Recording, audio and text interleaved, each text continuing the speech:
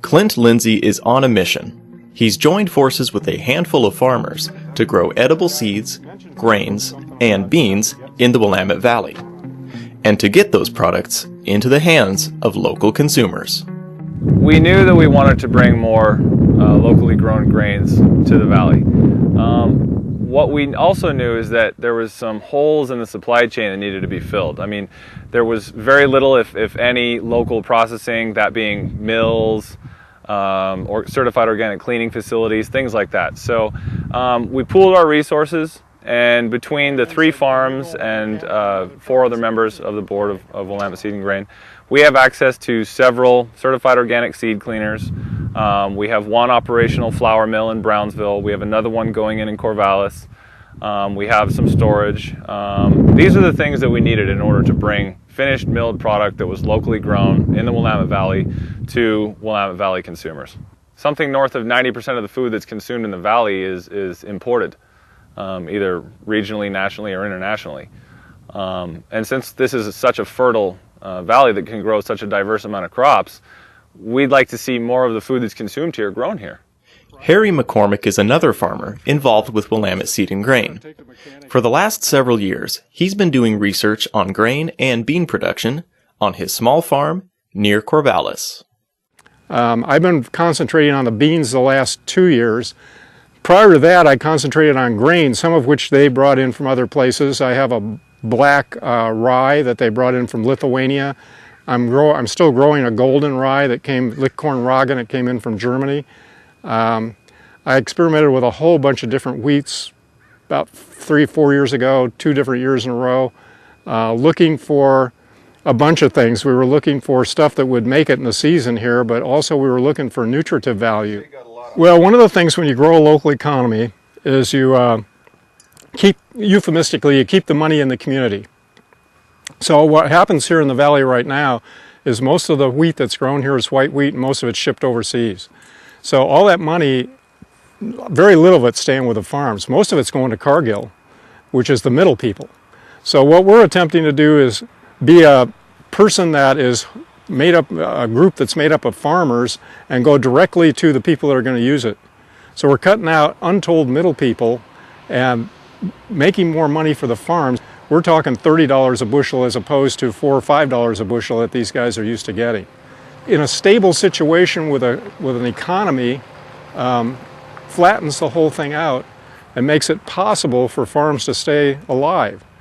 And if we don't do that, a lot of these farms are going to go under. This up and down thing with the world economy just isn't the way you run a farm.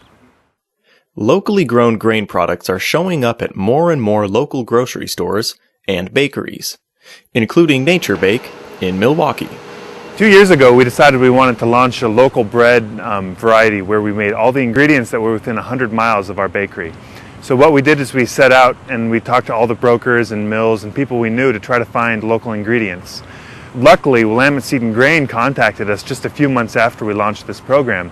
They came up here for a meeting, brought members of Willamette Seed and Grain, and we sat down in my office and talked about the ingredients that they could supply us. Well, right now we're making a bread called Oregon Grains with the ingredients from Willamette Seed and Grain. We use the wheat, the oats, and the flax combined with honey from Olson Honey Farms out of Albany. And we make a bread that's made of 95% ingredients within 100 miles. Nature Bake's Oregon Grains bread starts as a simple mixture of whole grains, whole grain flour, water, sea salt, and yeast. The dough is mixed, then elevated and dumped into a bread divider. Here, the dough is separated into individual pieces. After a brief resting period, the dough is molded into a log shape. From there, each piece is rolled in a seed mixture and set inside a baking pan. The pans are stacked in a temperature-controlled room, where the dough is allowed to rise for about an hour.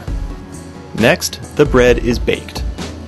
Before the bread can be sliced and packaged, it needs to cool for 2 hours on a cooling conveyor.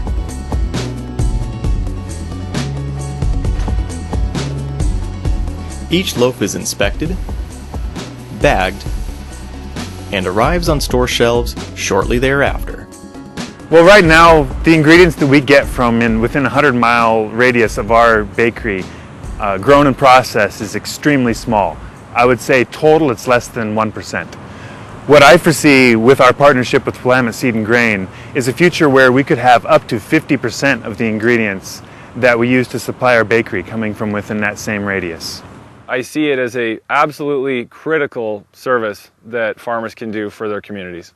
I mean, growing staple food crops for your local community is a cornerstone of what farmers have been doing for thousands of years. It makes sense to me, and always has made sense, that we do this at a community level. I'm an old community organizer. That's what I do.